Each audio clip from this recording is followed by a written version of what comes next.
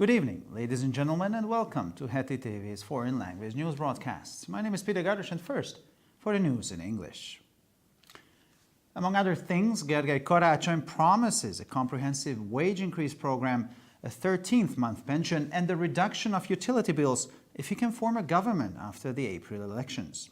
The Prime Minister candidate of MSP and Dialogue described his commitments in his speech entitled Social Democracy in 10 Points. These include the establishment of an anti-corruption prosecutor's office, increasing the resources of healthcare, a comprehensive education reform, and tax exemption for those receiving the minimum wage. The politician also mentioned the taxation of offshore income and giant assets, the doubling of family allowance, the support of small and medium-sized businesses in Hungary, and the annulment of the constitution by referendum, and the creation of a new constitution. A limited election observation mission of the Organization for Security and Cooperation in Europe, OSCE, has started to work in Hungary, said Douglas Wake. The OSCE expert for democratic institutions and human rights emphasized that observation and reporting are their responsibilities and they are not interested in the end result, but the transparency of the electoral process. Observers are scrutinizing the elections in terms of compliance with Hungarian legislation, the OSCE commitments and other international democratic standards, he added. According to Péter Szijjártó, Minister of Foreign Affairs and Trade, the UN High Commissioner for Human Rights has declared war on Viktor Orbán and the Hungarian migration policy, but the Hungarian government will fight back and will not allow any illegal immigrants to enter Hungary. The foreign minister responded to Zeid Ra'ad al-Hussein, confirming that he considered Prime Minister Viktor Orbán racist and xenophobic. Viktor Orbán and the Hungarian government are in Zeid Ra'ad al-Hussein's way, said Péter Szijjártó, adding that we will fight back. We will fight against the UN High Commissioner for Human Rights, no matter what accusations he will make in the next period. We will not let a single illegal immigrant enter Hungary.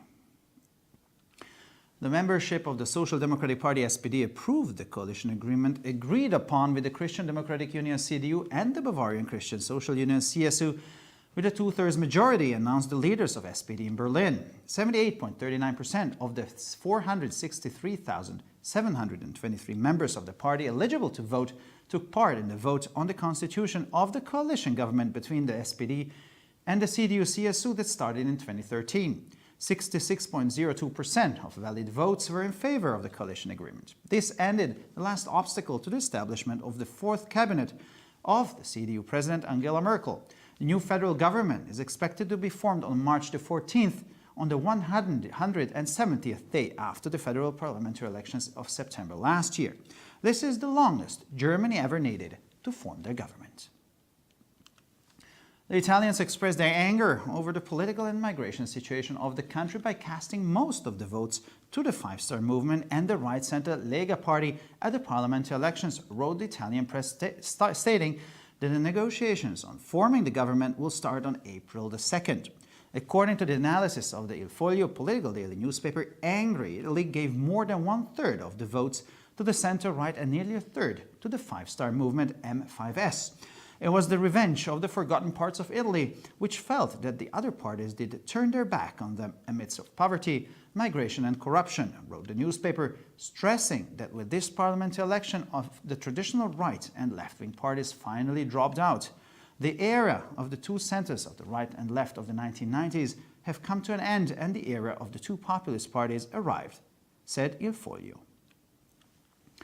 According to the British Home Secretary, the authorities already have information on the substance that poisoned two people in Salisbury in southwestern England. It has not been confirmed officially, but it has been reported by the British press and has not been denied by the authorities that two people are treated in a Salisbury hospital in a critical state due to poisoning, one of them being a former Russian agent for British Foreign Intelligence MI6, Sergei Skripal, former colonel of the Russian military intelligence, and the other one is his 33-year-old daughter, Julia Skripal. The British Home Secretary Amber Rudd said that more is known about the nature of the poisonous material. The police will provide more detailed information at a later stage. Cristina Fernández de Kirchner, former Argentine president, has been taken to court for helping to conceal Iran's role in the 1994 attack of the Jewish center in Buenos Aires. Further, 11 former Argentine officials, including former Foreign Minister Hector Timerman and another person close to the president, have been similarly accused and with the charge of abuse of power. On July 18, 1994, in the most serious attack in Argentine's history, the headquarters of Jewish organizations in Argentina, including the headquarters of the AMIA Cultural Center in Buenos Aires, have been destroyed. In the terrorist attack, 85 people died and hundreds were injured. Nobody has assumed responsibility for the crimes, but Israel and Argentine judges carrying out the investigation accuse Iran. The recent coalition crisis in Israel due to the new draft bill calling for a military exemption for the ultra-Orthodox threatens to necessitate early elections. The ultra-Orthodox United Torah Judaism Party has announced that they are only willing to accept the budget if the draft bill calling for the exemption of those studying yeshivas, religious schools, to be exempted from military service. Defense Minister Avigdor Lieberman, leader of the Israel Beitenu party, however, stated that his party refuses to support the draft bill.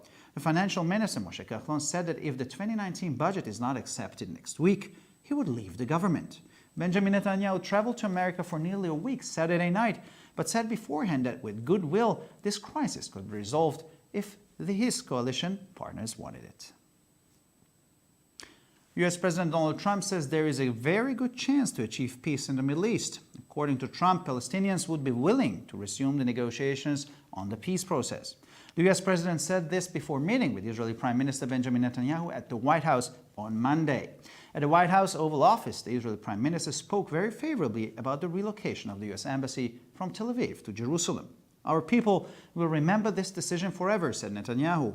Trump said he was considering to be present at the opening ceremony of the embassy, which is expected to be held in May. Donald Trump said that in his opinion there is a very good chance to achieve peace in the Middle East, but he believed that this peace agreement would be very difficult to achieve. Benjamin Netanyahu has said that Iran poses the biggest challenge in the Middle East. Iran needs to be stopped because, in his opinion, Tehran did not give up their nuclear ambitions. And now for weather on Saturday, it will be overcast with small amount of precipitation in the north in the form of rain showers. In the lively, stronger southwestern winds, the air temperatures will rise from 9 to 14 degrees. Rain might occur on Sunday. The south winds will be strong in many places, especially in the west. The temperatures will be around 9 to 13 degrees in the western part of the country and 14 to 18 degrees in the south and elsewhere. From the evening and on Monday, we can expect a significant amount of rain or even thunderstorms, but at the same time it will be windy and the maximum temperatures will be around 13 to 18 degrees. For further news, please visit our websites at www.hetitv.com or broadpress.com. Thank you very much for your attention. So much for the news in English, and now for the news in German.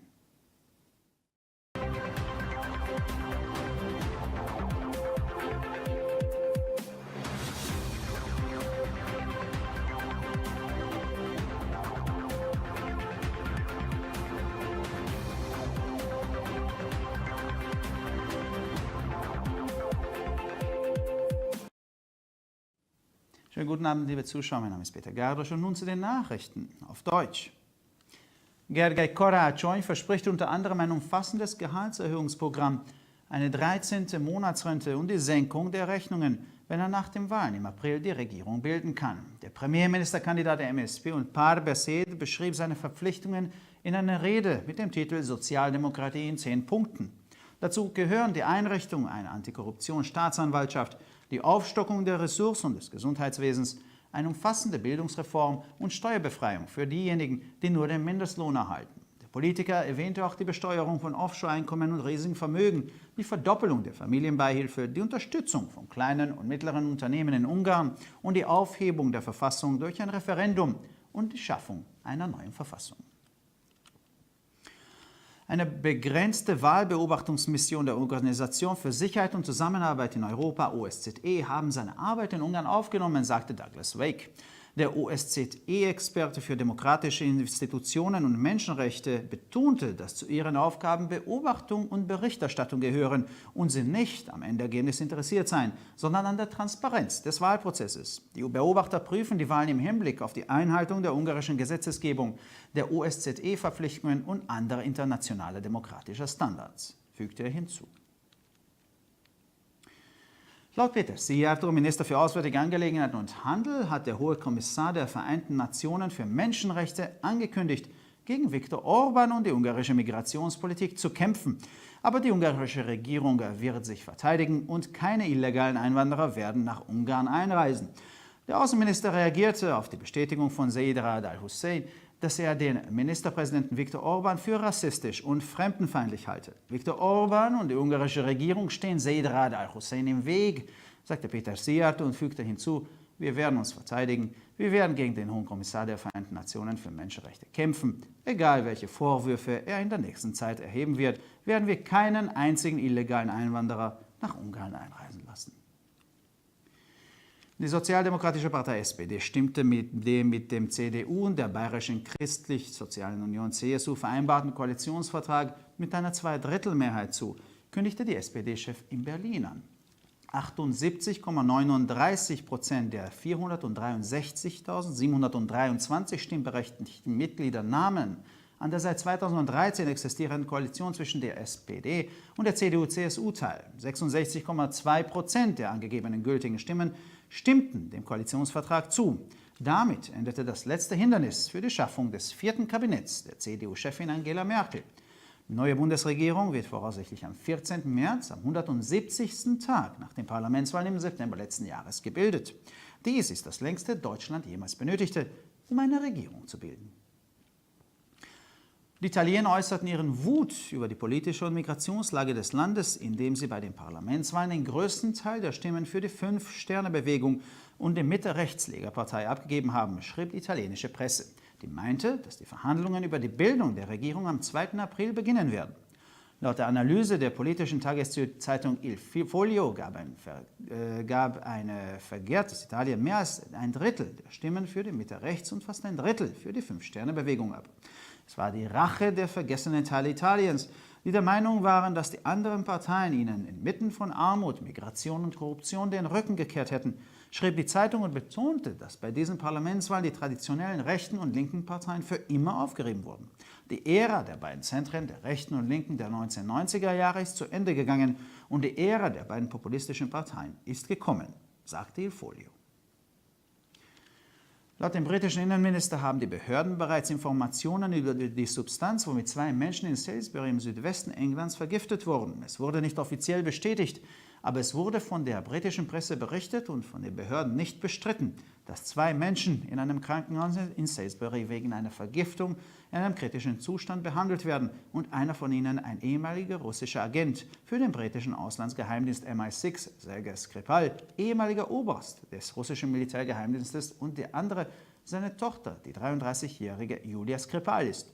Der britische Außenminister Amber Rudd sagte, dass bereits mehr über den Natur des giftigen Materials bekannt ist, aber die Polizei wird darüber detailliertere Informationen geben. Cristina Fernández de Kirchner, ehemalige argentinische Präsidentin, wurde vor Gericht gestellt, weil sie dabei geholfen hatte, die Rolle Irans beim Angriff auf das jüdische Zentrum in Buenos Aires in 1994 zu verschleiern. Weitere 11 ehemalige argentinische Beamten, darunter der ehemalige Außenminister Hector Timerman und eine dem Präsidenten nahestehende Person, wurden mit dem gleichen Vorwurf des Machtmissbrauches angeklagt. Am 18. Juli 1994, während des schwersten Angriffes in der argentinischen Geschichte, wurde das Hauptquartier der jüdischen Organisationen in Argentinien, einschließlich des Hauptquartiers des AMIA-Kulturzentrums in Buenos Aires, zerstört. Bei dem Terroranschlag starben 85 Menschen und Hunderte wurden verletzt. Niemand hat bisher für die Verbrechen die Verantwortung übernommen, aber Israel und argentinische Richter, die die Untersuchung durchführen, beschuldigten den Iran. Die jüngste Koalitionskrise in Israel aufgrund des neuen Gesetzesentwurfs, der eine militärische Ausnahmegenehmigung für die Ultraorthodoxen fordert, droht zu vorgezogenen Wahlen zu führen. Die ultraorthodoxe Partei Vereinigtes Torah Judentum hat angekündigt, dass sie nur dann bereit sind, das Budget zu akzeptieren, wenn ihr Gesetzesentwurf über die Befreiung den Religionsschulen, Yeshivas, studierenden Menschen vom Wehrdienst angenommen wird. Verteidigungsminister Avigdor Lieberman, Vorsitzender der Partei Israel Beitenu, erklärte jedoch, dass seine Partei sich weigere, den Gesetzesentwurf zu unterstützen. Der Finanzminister Moshe Kalon sagte, dass, wenn das Budget für 2019 nächste Woche nicht angenommen wird, er aus der Regierung aussteigen würde. Benjamin Netanyahu reiste samstags morgen Für fast eine Woche nach Amerika sagte er vorher, dass diese Krise mit gutem Willen gelöst werden könne, wenn seine Koalitionspartner dies so wollen. US-Präsident Donald Trump sagt, es gebe eine sehr gute Chance, Frieden im Nahen Osten zu schaffen. Laut Trump wären die Palästinenser bereit, die Verhandlungen über den Friedensprozess wieder aufzunehmen.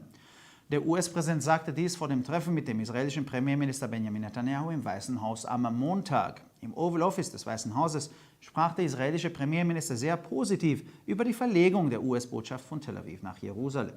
Unsere Leute werden sich für immer an diese Entscheidung erinnern, sagte Netanyahu. Trump sagte, er erwäge, bei der Eröffnungszeremonie der Botschaft anwesend zu sein, die voraussichtlich im Mai stattfinden wird. Donald Trump sagte, dass es seiner Meinung nach eine sehr gute Chance gebe, Frieden im Nahen Osten zu erreichen, aber er glaube, dass dieses Friedensabkommen sehr schwer zu erreichen sei. Benjamin Netanyahu hat gesagt, dass der Iran die größte Herausforderung im Nahen Osten darstellt. Der Iran muss gestoppt werden, weil Teheran seiner Ansicht nach seine nuklearen Ambitionen nicht aufgegeben hat.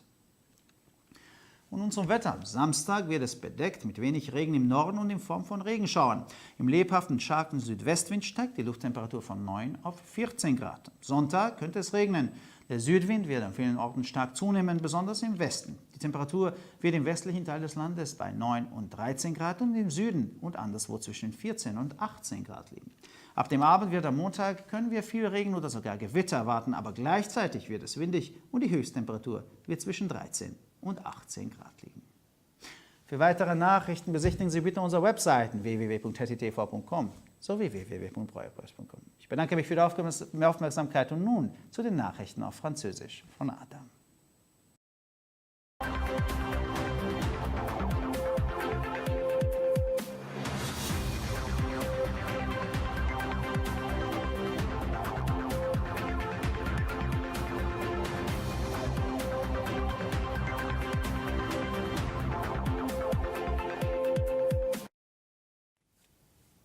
Bonsoir mesdames et messieurs et bienvenue ici sur Hetty TV. Moi je m'appelle Adam et maintenant les titres en français. Gergely Karácsony promet entre autres une augmentation générale des salaires, un 13e mois de pension de retraite et une diminution des charges s'il est appelé à former un gouvernement à la suite des élections du mois d'avril. Le candidat à la fonction de Premier ministre du MSP et du Parti du Dialogue pour la Hongrie a présenté son programme dans son discours intitulé « Les 10 points de la démocratie sociale ». Il figure également la mise en place d'un parquet anticorruption, l'augmentation des ressources dédiées à la santé, une réforme générale de l'éducation et l'exonération fiscale du salaire minimum.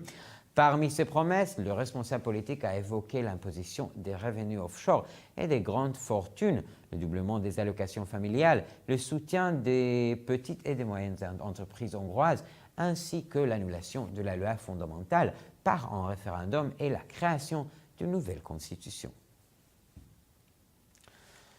Alors, la mission d'observation électorale restreinte de l'Organisation pour la sécurité et la coopération en Europe, c'est le OSCE, a commencé son travail en Hongrie, a déclaré le chef de la mission Douglas Wake. La mission se concentre sur l'observation et l'élaboration des rapports. Les membres de la mission ne sont pas intéressés par les résultats finaux, mais par la transparence du processus électoral, a souligné l'expert du Bureau pour les institutions démocratiques et les droits de l'homme de l'OSCE. Les observateurs suivent les élections pour vérifier si elles sont conformes à la législation hongroise, ainsi qu'aux engagements des États membres de l'OSCE et aux autres normes démocratiques internationales, a-t-il ajouté. Donc, selon le ministre des Affaires et des Relations économiques étrangères, Péter Szijjártó, le haut-commissaire des Nations Unies pour les droits de l'homme a défié Viktor Orban et la politique hongroise en matière de migration. Le gouvernement hongrois relève le défi et il va se battre. Il ne laissera entrer aucun immigrant illégal en Hongrie. Le ministre des Affaires étrangères a réagi ainsi aux propos de Zeid Raïd Al-Hussein, qui avait confirmé. Il a qualifié le Premier ministre Viktor Orban de raciste et de xénophobe. Viktor Orban et le gouvernement hongrois dérangent Zeid Raïd Al-Hussein, a dit Péter Szijjártó. Puis il a ajouté, je cite, « Nous relevons le défi et nous allons nous battre contre le haut-commissaire des Nations Unies pour les droits de l'homme. Peu importe les accusations absurdes qu'il va évoquer à notre égard dans la prochaine période, nous ne laisserons entrer aucun immigrant illégal en Hongrie. » Fin de citation. Le contrat de coalition élaboré avec l'Union chrétienne démocrate de l'Allemagne et l'Union chrétienne sociale en Bavière a été approuvé par les membres du Parti social-démocrate d'Allemagne avec une majorité des 2/3, ont déclaré les responsables du SPD à Berlin. 78,39% des 463 723 membres ayant le droit de vote ont participé au suffrage visant à répondre à la question de la poursuite de la coalition gouvernementale débutée en 2013 avec l'alliance des partis CDU et CSU. Le contrat de coalition a été approuvé avec 66,02% des voix valablement exprimées. Avec ce résultat, le dernier obstacle à la formation du 4e gouvernement de la présidente de la CDU, Angela Merkel, a été levé. Le nouveau gouvernement fédéral sera probablement formé le 14 mars ou 170e jour après les élections législatives du mois de septembre de l'année dernière. Il s'agit du plus long processus de formation de gouvernement dans l'histoire de l'Allemagne. Maintenant, les Italiens ont exprimé leur colère à cause de la situation politique et de migration du pays en soutenant avec le plus de voix le mouvement 5 étoiles et le centre-droit dirigé par la Ligue du Nord aux élections législatives, a informé la presse italienne. Selon ces informations, la consultation sur l'information de gouvernement commence le 2 avril. D'après une analyse du quotidien politique Il Foglio, c'est une Italie en grande colère qui a donné plus d'un tiers des votes au centre droit et encore près d'un tiers au mouvement 5 étoiles. C'était la vengeance des partis oubliés de l'Italie, qui avaient l'impression que les autres partis les avaient complètement abandonnés face à la pauvreté, à la migration et à la corruption, a informé le journal en soulignant que par ces élections législatives, les partis traditionnels de droite et du centre-gauche se sont définitivement anéantis. Le quotidien Il Foglio considère que le dualisme de la droite et de la gauche des années 90 a pris fin. Le dualisme populiste est né. Selon le ministre de l'Intérieur britannique, les autorités disposent des âges d'informations sur le produit qui a causé la double intoxication soumise à Salisbury, une ville du sud-est de l'Angleterre. Selon les informations qui n'ont toujours pas été confirmées officiellement, mais considérées comme des faits par la presse britannique et non réfutées par les autorités, l'une des deux personnes se trouvant dans un état critique et traitée pour des symptômes d'intoxication grave à l'hôpital de Salisbury serait un ancien espion russe du service de renseignement extérieur britannique, c'est le MI6, et également un ancien colonel du service de renseignement militaire russe, Sergei Skripal, âgé de 66 ans. L'autre personne sera sa fille, Yulia Skripal, âgée de 33 ans. On en sait déjà un peu plus sur la substance de l'origine de l'intoxication, mais les informations détaillées seront données par la police, a précisé le ministre de l'Intérieur britannique, Amber Rudd. L'ex-présidente d'Argentine, Cristina Fernández de Kirchner, a été traduite en justice parce qu'elle avait aidé à cacher le rôle de l'Iran dans l'attentat de 1994 contre le centre juif de Buenos Aires. 11 autres anciens hauts fonctionnaires et personnalités proches de l'ex-présidente, y compris l'ancien ministre des Affaires étrangères, Hector Timerman, ont été arrêtés sous le coup de la même accusation et pour abus de pouvoir. Le 18 juillet 1994, lors de l'attentat le plus grave de l'histoire de l'Argentine, le siège des organismes juifs argentins, notamment celui du centre culturel AMIA, a été soufflé par une charge explosive. 85 personnes sont mortes et plusieurs centaines d'autres ont été blessées à la suite de cet acte terroriste. L'attentat n'a jamais été revendiqué ni élucidé, mais Israël et les magistrats argentins chargés de l'enquête accusent l'Iran. Maintenant, en Israël, la crise de coalition la plus récente provoquée par la nouvelle proposition de loi exigeant l'exemption des étudiants ultra-orthodoxes de service militaire risque de conduire à des élections anticipées. En effet, le parti unifié de la Torah a déclaré qu'il ne voterait pas le budget tant que leur proposition de loi permettant aux étudiants des écoles talmudiques yeshivot d'être exemptés de service militaire ne serait pas acceptée. Cependant, le ministre de la Défense, Avigdor Lieberman, président du parti Israël Beiteinu, a affirmé que son parti refusait de signer cette proposition.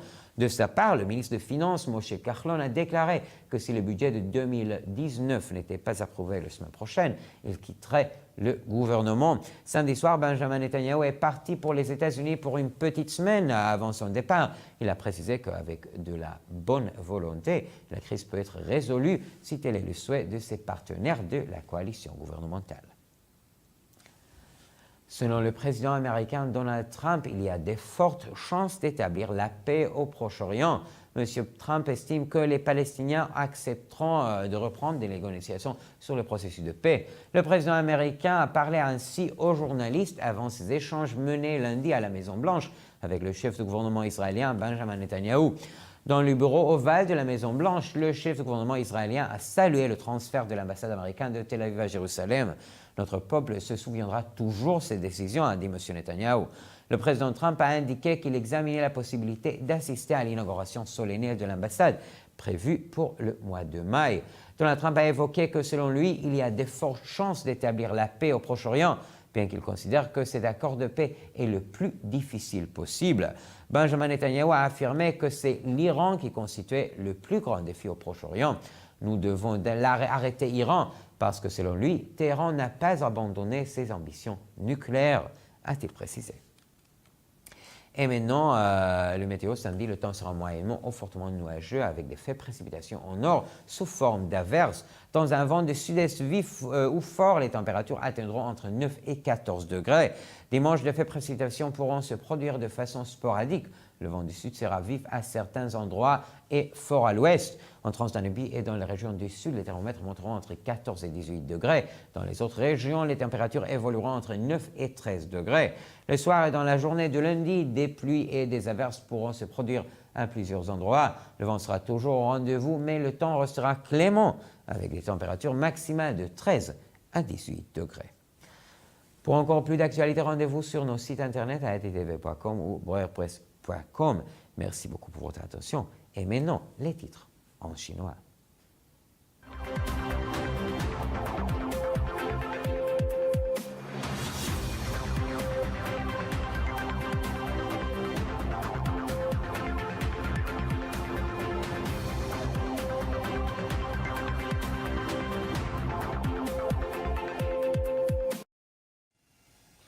先生们、女士们，大家晚上好，我是艾登，以下是本周中文要闻。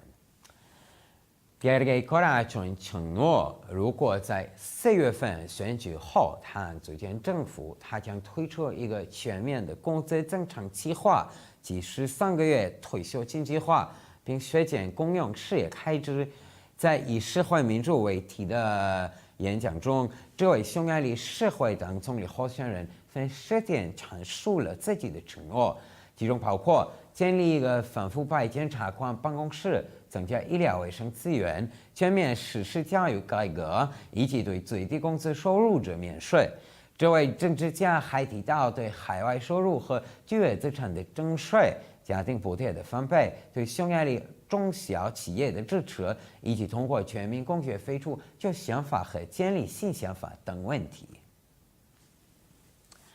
Douglas Wake 表示，欧洲安全与合作组织（即了 OSCE） 已经开始派团在匈牙利开展一项有限的选举观察工作。这位欧湾组织民主机构和人权事务专家强调，观察和报告是他们的职责，他们感兴趣的是选举过程的透明性，而不是最终结果。他还表示，观察员们正在根据匈牙利法律、欧湾组织承诺以及其他国际民主标准对选举进行认真审查。匈牙利外交与对外贸易部部长贝德西亚都表示，联合国人权事务高级专员已经对匈牙利总理奥尔班和匈牙利移民政策宣战，但匈牙利政府将会还击，绝不允许任何非法移民进入匈牙利。这是外交部长对 Zaid Raed al-Hussein 证实自己认为奥尔班总理是种族主义者和排外者所做出的回应。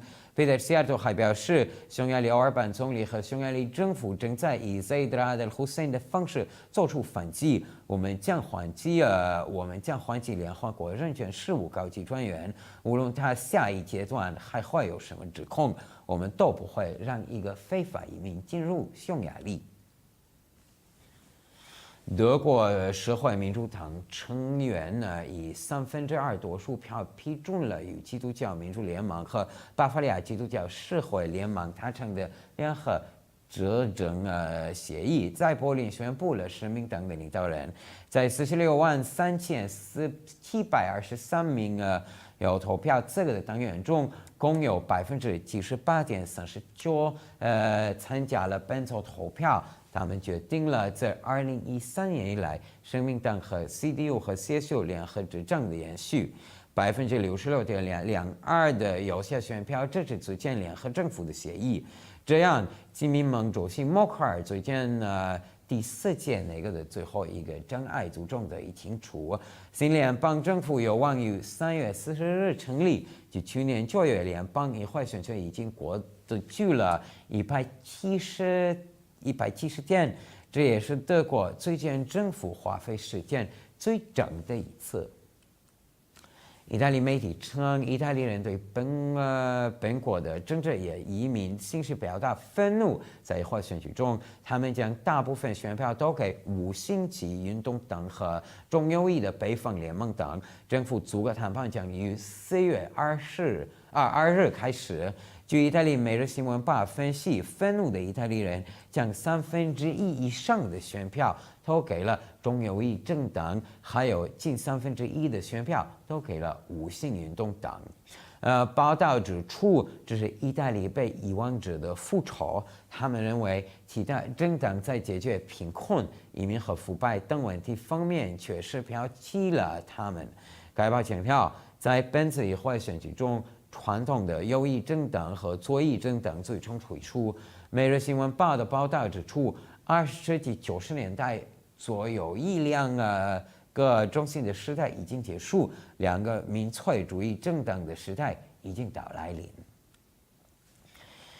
英国内政大臣表示，当局已经掌握了这是英格兰西南索尔兹伯里2人中度的有毒物质的信息。虽然官方尚未证实，但英国媒体已经报道，当局也并未否认2名正在索尔兹伯里医院接受治疗的中毒者人处于危险状态，其中一人是曾为英国外交情报机构工作的前俄罗斯特工 Sergei Skripal， 俄罗斯军事情报机构前上校，另一人是他33岁的女儿 Yulia Skripal。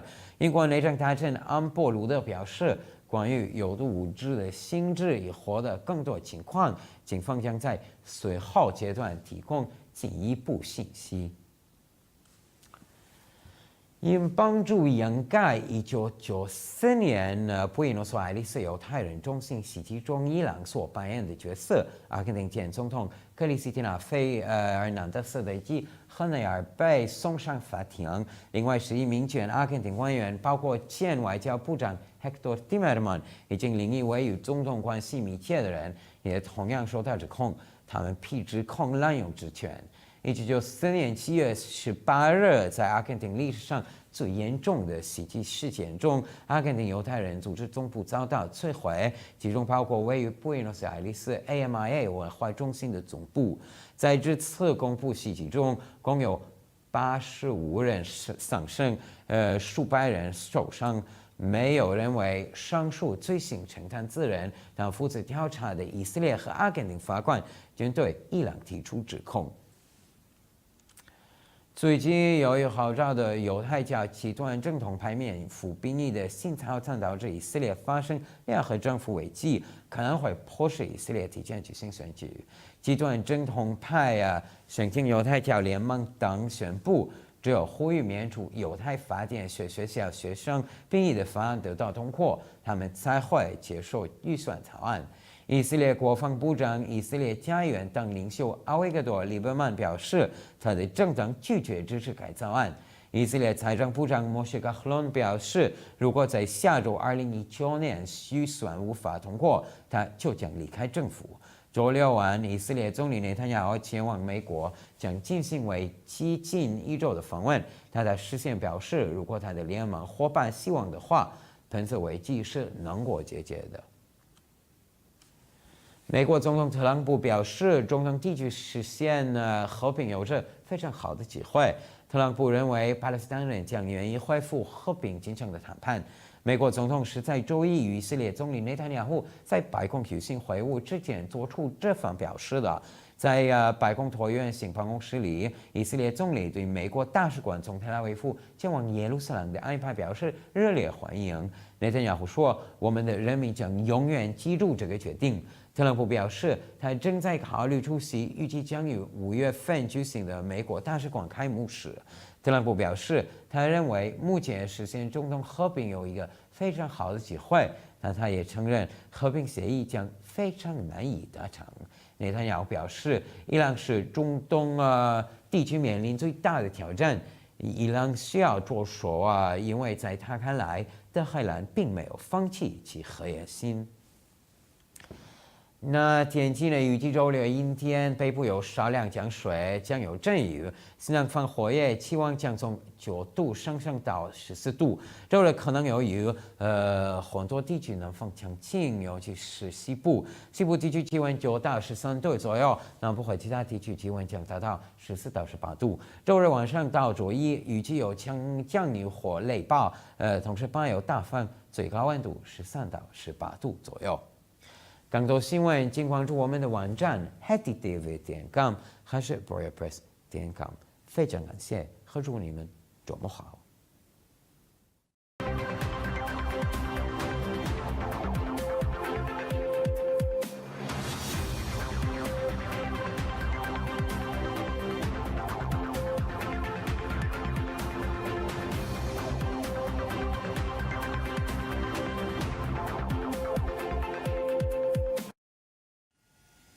ערב טוב גבירותיי ורבותיי, וברוכים הבאים לחדשות הטי TV.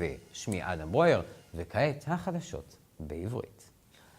בין היתר, גיא קורן שאני מבטיח תוכנית העלאת שכר מקיפה, פנסיה של חודש 13 והורדת חיוב התשתיות אם הוא יוכל להקים ממשלה לאחר הבחירות באפריל. מועמד ראש הממשלה של MSP ודיאלוג תיאר את התחייבויותיו בנאומו בשם דמוקרטיה חברתית ב10 נקודות. אלה כוללים הקמת משרד תובע נגד שחיתות, הגדלת המשאבים של שירותי הבריאות, רפורמה מקיפה בחינוך ופטור ממס למקבלי שכר המינימום. הפוליטיקאי הזכיר גם את המיסוי על הכנסות אוף-שור ועל נכסי ענק, הכפלת קצבת המשפחות, תמיכה בעסקים קטנים ובינוניים בהונגריה, וביטול החוקה דרך משאל עם ויצירת חוקה חדשה. משלחת לבקרת הבחירות של הארגון לביטחון ושיתוף פעולה באירופה החלה לעבוד בהונגריה, אמר דאגלס וייק. המומחה למוסדות דמוקרטיים וזכויות אדם הדגיש כי תפקידם הוא הבקרה והדיווח, והם אינם מעוניינים בתוצאה הסופית, אלא בשקיפות תהליך הבחירות. משקיפים בוחנים את הבחירות במונחים של עמידה בחקיקה ההונגרית, מחויבות ל-OSCE וסטנדרטים דמוקרטיים בינלאומיים אחרים. על פי שר החוץ והמסחר פטר סיארטו, הנציב העליון של האו"ם לזכויות אדם, הכריז מלחמה על ויקטור אורבן ועל מדיניות ההגירה ההונגרית, אך ממשלת הונגריה תילחם בחזרה ולא תאפשר לאף מהגר בלתי חוקי להיכנס להונגריה. שר החוץ השיב לזייד ראד אל חוסיין, שאמר שראש הממשלה ויקטור אורבן גזעני ושונא זרים. ויקטור אורבן והממשלה ההונגרית עומדים בדרכו של זייד ראד אל חוסיין, אמר פטר סיארטו, והוסיף כי נילחם בחזרה, נילחם נגד הנציב העליון של האו"ם לזכויות אדם, לא משנה איזה האשמות הוא יטיח בתקופה הבאה, לא ניתן לאף מהגר בלתי חוקי להיכנס להונגריה. חברי המפלגה הסוציאל-דמוקרטית אישרו את ההסכם הקואליציוני עם האיחוד הדמוקרטי הנוצרי והאיגוד החברתי הנוצרי של בוואריה, עם רוב של 2/3 הודיעו מנהיגי ה-SPD בברלין. 78.39% מתוך 463,723 חברי המפלגה הזכאים להצביע השתתפו בהצבעה על המשך הממשלה, ממשלת הקואליציה בין ה-SPD, ה-CSU וה-CDU שהחלה ב-2013. 66.02% מהקולות התקפים תמכו בהסכם הקואליציוני וחרבו את המכשול האחרון להקמת הקבינט הרביעי של נשיאת ה-CDU, אנגלה מרקל. הממשלה הפדרלית החדשה צפויה לקום ב-14 במרץ, ביום ה-170 לאחר הבחירות לפרלמנט הפדרלי בספטמבר בשנה שעברה. זוהי התקופה הארוכה ביותר לגרמניה הייתה זקוקה אי פעם כדי להקים ממשלה. האיטלקים הביעו את זעמם על המצב הפוליטי ומצב ההגירה של המדינה על ידי הטלת רוב הקולות למפלגת 5 הכוכבים ומפלגת המרכז ימין ליגה בבחירות לפרלמנט, מדווחת העיתונות האיטלקית, לפיה כי המשא ומתן על הקמת הממשלה יתחיל ב2 באפריל. על פי הניתוח של העיתון היומי אילפוליו, איטליה הכועסת נתנה יותר משליש מהקולות למרכז ימין, הוא כמעט שליש לתנועת 5 הכוכבים. זו הייתה נקמת החלקים הנשכחים של איטליה, שחשה כי המפלגות האחרות הפנו עורף אליהן בין העוני, ההגירה והשחיתות. הדגיש העיתון ואמר כי בבחירות לפרלמנט מפלגות השמאל והימין המסורתיות נשרו. עידן מרכז הימין והשמאל של 1990 הגיע לסיומו, בזמן שעידן שתי המפלגות הפופוליסטיות הגיע להתחלה, אמר אייל פוליו.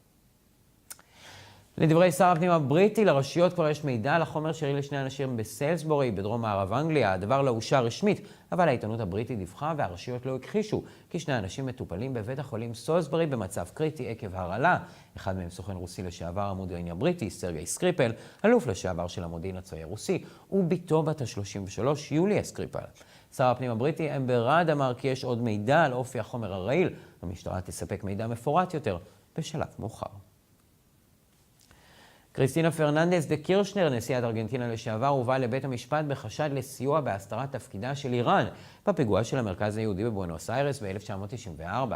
עוד 11 עובדי ממשלה ארגנטינאים לשעבר, בהם שר החוץ לשעבר הקטור טימרמן, ואדם נוסף המקורב לנשיא, הואשמו בצורה דומה, בנוסף להאשמות של התעללות בכוח.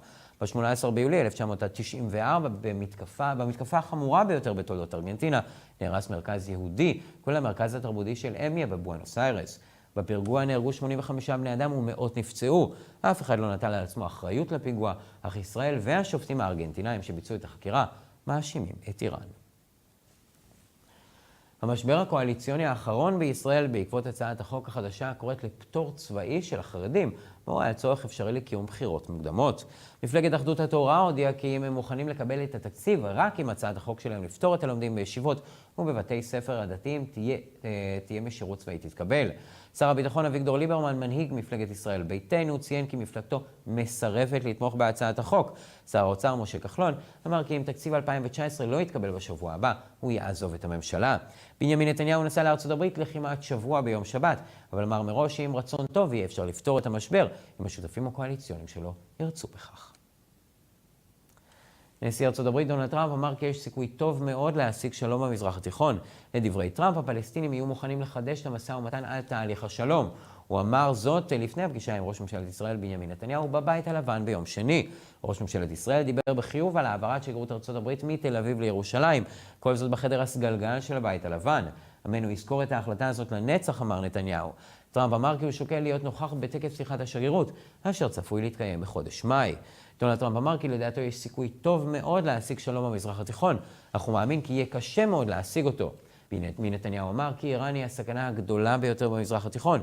יש לעצור את איראן, משום שלדעתו טהרן עדיין לא ויתרה על שאיפות הגרעין שלה. ולמזג האוויר ביום שבת יהיה מעונן עם כמות קטנה של משקעים בצפון. ברוח הדרום הערבית התוססת, טמפרטורת האוויר תעלה מ-9 ל-14 מעלות. גשם עלול להתרחש ביום ראשון, הרוח הדרומית תהיה חזקה במקומות רבים, במיוחד במערב. הטמפרטורות תהיינה בסביבות 9 עד 13 מעלות במערב הונגריה, ובין 14 ל-18 מעלות במקומות אחרים. אנחנו יכולים לצפות לכמות משמעותית של גשם או אפילו סופות רעמים עם רוח חזקה ביותר, והטמפרטורות המקסימליות בין 13 ל-18 מעלות. לחדשות נוספות, אנא בקרו באתר האינטרנט שלנו ב-htv.com או ב-broyerpress.com. עד כאן החדשות להיום, תודה שהייתם איתנו ושיהיה לכם שבת שלום.